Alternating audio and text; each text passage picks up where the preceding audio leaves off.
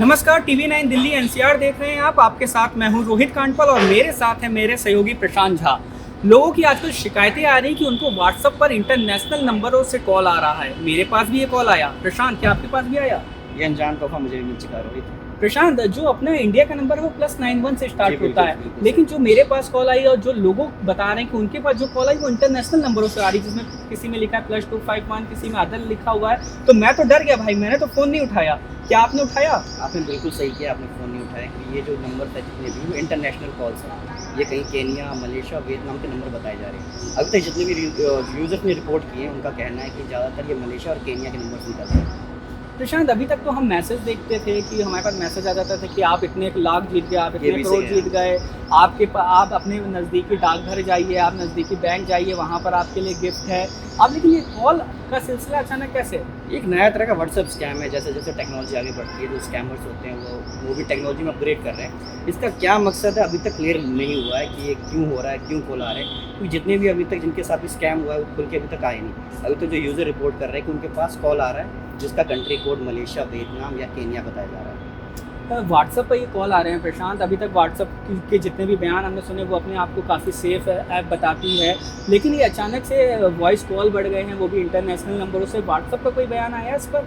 देखिए क्या है कि पहली बात मैं आपको बता दूं कि ये स्कैम क्या है अभी तक क्लियर नहीं हुआ है। ये क्यों कॉल आ रहे हैं, इनका पर्पस क्या है, ये अभी तक क्लियर नहीं हुआ है। लेकिन इससे पहले जितने भी स्कैम हुए व्हाट्सएप पे या किसी और सोशल मीडिया ऐप्स पे हुए हैं, उनका पर्पस क्या था कि वो एक ऐसा इलीगल ऐप्स होते हैं सोसाइटी में जिनका काम होता है प्रमोट करना, वायलेंस प्रमोट करना सोसाइटी के अंदर या गैम्बलिंग को प्रमोट करना। तो इनका मकसद या तो वो हो सकता है या तो फिर आपके बैंक डिटेल्स को एक्सेस करना, कैसे भी करके आपका ओटीपी लेना। ये हो सकता है कि फ्रेंडशिप करके आपसे ओटीपी ले, या फिर आपका जो कोई गेम वगैरह आपसे खिलवाए या कोई ऐसी ऐप आपको दे गैम्बलिंग के लिए जो आप खेलना शुरू कर दें और उनके बहकावे में आके फंस जाए। इसके अलावा ये जो ये नई टेक्नोलॉजी अपग्रेड हो चुकी है कि आप किसी को कॉल कीजिए और जैसे उसने उठाया एक वायरस को आप ट्रांसफ़र कर सकते हैं। तो कई बार ये भी हो सकता है कि वो चाहते हैं कि किसी वायरस को ट्रांसफ़र करना आपके फ़ोन पे, ताकि जैसे वायरस आपके फ़ोन में आ जाए एंट्री करने, वो सारा डेटा उस यूज़र को ट्रांसफ़र कर दे। तो ये भी हो सकता है। फिलहाल व्हाट्सएप में कहा है कि एक अलग से वो एआई फीचर ला रहे हैं जिसके माध्यम से जो इंटरनेशनल कॉल्स हैं वो ब्लॉक हो सकेंगे, लेकिन ये 50% ही पॉसिबल है। बाकी देखते हैं व्हाट्सएप इस पर क्या करती है। प्रशांत, अभी तक हमारे पास जैसा आपने बताया कि अब तो बिना ओटीपी के भी फ्रॉड हो रहा है। अभी तक हमारे तरफ से बैंक हमें आगाह करती थी, सरकार आगाह करती थी कि किसी को ओटीपी मत शेयर करें, लेकिन अब बिना ओटीपी के पैसा चला जाएगा तो कैसे बचेगा हमारा खाता? वैसे भी हमारे अकाउंट में तो कुछ रहता भी नहीं है। देखिए आपको अपने व्हाट्सएप को सिक्योर करने के लिए सबसे सिंपल काम क्या करना है, अपने प्राइवेसी सेटिंग को सेट करना है कि आप अनजान लोगों को अपना जो स्टेटस होता है लास्ट सीन ना दिखाएं, अपनी प्रोफाइल पिक्चर को थोड़ा सेफ रखें। प्लस जब भी आप व्हाट्सएप इंस्टॉल करते हैं या अदर ऐप्स इंस्टॉल करते हैं तो एक परमिशन मांगता है। आपको कैमरे की परमिशन नहीं देना है, आपको स्टोरेज की परमिशन नहीं देना है। आप स्टोरेज की दे सकते हैं अगर आप बहुत ज़्यादा फाइल रिसीव करते हैं, ऐसे चैट करते हैं लोगों से जहाँ आपको फाइल चाहिए, तो उस कंडीशन में आपको स्टोरेज देना पड़ेगा।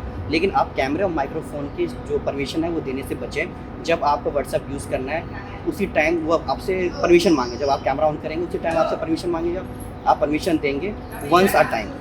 तो क्या होगा, जब आपने फीचर का यूज़ किया वो फीचर यूज़ हुआ उसके बाद ऑटोमेटिक वो बंद हो जाएगा। लेकिन आपको बाय डिफ़ॉल्ट छोड़ देंगे कैमरे और माइक्रोफोन को, तो आपके जब आप मान लीजिए सो रहे हैं तब भी वो कैमरा ऑन रहेगा, तब भी माइक्रोफोन ऑन रहेगा।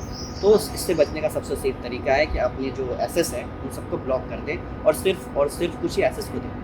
जो आपने कहा कि कुछ ही एक्सेस को दें, तो क्या इससे व्हाट्सएप पर चलाने में कोई प्रॉब्लम हमें देखने को मिल सकती है? कि क्या क्या प्रॉब्लम फेस हो सकती है? देखिए जब भी हम जो व्हाट्सएप है वो आपसे 3 परमिशन मांगता है। एक मांगता है लोकेशन, दूसरा मांगता है स्टोरेज, तीसरा मांगता है कैमरा और कई बार माइक्रोफोन मांगता है। लेकिन क्या माइक्रोफोन आपको तब चाहिए होता है जब आप किसी को वॉइस नोट भेजते हैं। तो क्या वॉइस नोट भेजते हैं तो आपको माइक्रोफोन ऑन करना पड़ेगा। तो आप वॉइस नोट भेजने से भी बच सकते हैं। आज के टाइम में क्या जरूरत है वॉइस नोट भेजना, आप टेक्स्ट कर लीजिए। सेकेंडरी होता है कैमरा ऑप्शन। कई बार क्या होता है आप डायरेक्टली व्हाट्सएप का कैमरा यूज़ करते हैं, तो आप क्या कर सकते हैं अपने फ़ोन में फ़ोटो खींचिए वो भेजिए, तो आपको कैमरा यूज़ नहीं करना पड़ेगा। लेकिन अगर आप वीडियो कॉल करते हैं फिर आपको चाहिए होगा, तो आप क्या कर सकते हैं जब वीडियो आप कॉल करें तब परमिशन ऑन कर दें, उसके बाद उसको ऑफ कर दें। इससे आप बच सकते हैं। तीसरा होता है स्टोरेज का। स्टोरेज आपको देना पड़ेगा, बिना स्टोरेज के वो आपकी किसी भी फाइल को उठा नहीं सकता। और यहीं पे ये जो हैकर्स होते हैं फ़ायदा उठाते हैं, किसी तरीके से उनका वायरस आपके फ़ोन में चला जाए और वो स्टोरेज तक पहुँच सके, ताकि जो ओटीपी आता है वो आपके स्टोरेज में सेव होता है, तो किसी भी तरीके से वो ओटीपी मिल जाए। तो आपको क्या करना है, किसी भी अनजान नंबर को नहीं उठाना जिससे वो वायरस ट्रांसफ़र ना करे और आपकी स्टोरेज तक ना पहुँचे। प्रशांत, और जो अचानक से अनजान नंबरों से कॉल आ रहे हैं, और हमें बचने सावधानी क्या बरतनी चाहिए कि हम किसी ठगी का शिकार ना हो? कि मान लीजिए अगर हमसे गलती से फ़ोन रिसीव भी हो गया, क्योंकि कभी कभार हम सोते सोते भी फ़ोन उठा देते हैं, कभी कभार बिना देखे ही फ़ोन रिसीव कर लेते हैं, तो फिर क्या हो सकता है? ये सबसे इनका जो काम होता है, सबसे पहले हनी ट्रैप में फंसाने की कोशिश करते हैं। सोशल मीडिया पे आप देखेंगे जितने भी अब तक स्कैम हुआ, वो मेजर केस में जो लड़कियों को हनी ट्रैप में फंसाने की कोशिश करते हैं। सोशल मीडिया पे आपको सेफ रहना है, आपको उन्हीं लोगों से बात करना है जिन्हें आप जानते हैं। बेफालतू में किसी से दोस्ती आज के ज़माने बढ़ाना खतरनाक हो सकता है। आपने हाल फिलहाल में केस हमने देखा था कि इंस्टाग्राम पे लड़की ने लड़के को मैसेज भेजा, लड़का मिलने गया और फिर उसके हाथ काट लिए। वो एक पर्सनल दुश्मनी थी, रंजिश थी, जिसको उन्होंने एक हनी ट्रैप में फंसा के उसको लड़के को वहाँ तक बुलाया। तो आपसे मैं यही कहूँगा और दर्शकों से यही कहूँगा, किसी भी अनजान आदमी से बच्चे आप बात करने के लिए सोशल मीडिया से।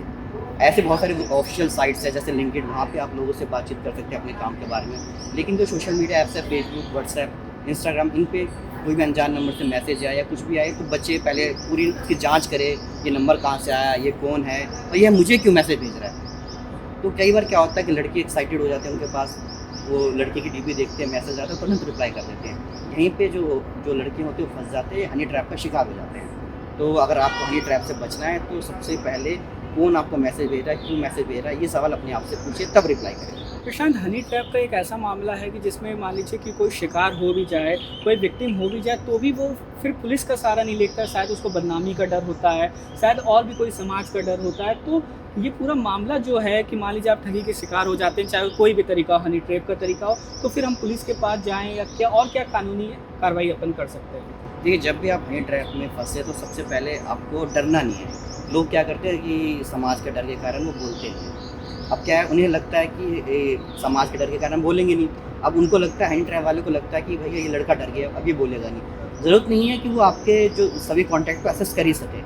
हो सकता है वो सिर्फ आपको डरा रहा है। तो सबसे पहले अपने घर वालों को बताएं, अपने दोस्तों को बताएं, और शर्माने की जरूरत नहीं इसमें। जो आपके साथ हुआ है वो आप भी थे, सबको बताएं। यही सबसे सही तरीका है अपने आप को हनी ट्रैप से बचाने का। अगर आप छुपाएंगे बातों को, दोस्तों से छुपाएंगे, रिश्तेदार से छुपाएंगे, तो आप इस ट्रैप में फंसते ही जाएंगे। तो सबसे सेफ तरीका है कि अगर कुछ भी हो जाए अपने माता पिता को बताएं, अपने दोस्तों को बताएं, और हाँ, अपने नज़दीकी थाने में शिकायत जरूर दर्ज कराएं। तो व्हाट्सएप अपने आप को काफ़ी सेफ एप्लीकेशन बताता है, लेकिन अचानक से अनजान नंबरों से कॉल आने का सिलसिला जो है वो शुरू हो गया है, और लगातार लोग शिकायत कर रहे हैं कि उनके पास अनजान नंबरों से कॉल आ रहा है। तो क्या व्हाट्सएप का इस पर कोई बयान आया अभी तक? ये व्हाट्सएप का कहना है कि किसी भी अनजान नंबर से जैसे आपकी कॉल आए उसे उठाना नहीं है, उसे ब्लॉक कर दीजिए। साथ ही साथ जो व्हाट्सएप कंपनी है, जो मतलब उसकी जो मेटा कंपनी है, उसने स्टेप ले लिया है, वो एक AI का यूज़ करने वाली है, जिसके थ्रू इंटरनेशनल कॉल्स को ब्लॉक किया जाएगा। लेकिन ये सिर्फ 50% ही काम करेगा। उसके अलावा मतलब 50% खतरा अभी भी है? हाँ, इसकी 50% खतरा अभी भी है। साथ ही साथ वो ट्रू कॉलर का भी इस्तेमाल करने वाली है। जैसे क्या होता है कि जब व्हाट्सएप कॉल आता है आपको पता नहीं चलता वो कौन है। तो जब व्हाट्सएप पे जब भी आपको कोई कॉल आएगा तो ट्रू कॉलर की हेल्प से आपको दिख जाएगा कि ये है कौन।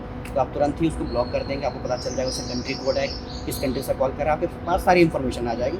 तो आपके पास उंगली है, उस उंगली से आपको रेड बटन दबाना है, यानी कैंसिल करना है उस कॉल को। प्रशांत, मान लीजिए कि हम इतनी सावधानी बरतते हैं, उसके बाद भी कभी ना कभी जल्दबाजी में या कहीं बिजी होने के चक्कर में हमने कुछ गलती हो जाती है, मान लीजिए हम ठगी के शिकार हो जाते हैं, तो हम क्या कानूनी स्टेप कर सकते हैं, कहाँ पर हमें रिपोर्ट करा सकते हैं, इस पर थोड़ा बताएं। देखिए, सबसे पहले क्या होता है कि इसमें डेटा ब्रीच का केस बनता है। कि किसी भी ऐप के थ्रू आपका डेटा लीक हो जाता है तो ये डेटा ब्रीच बनता है। तो आप सबसे पहले तो आप गूगल प्ले स्टोर पर जाकर उस ऐप की कंप्लेन कीजिए।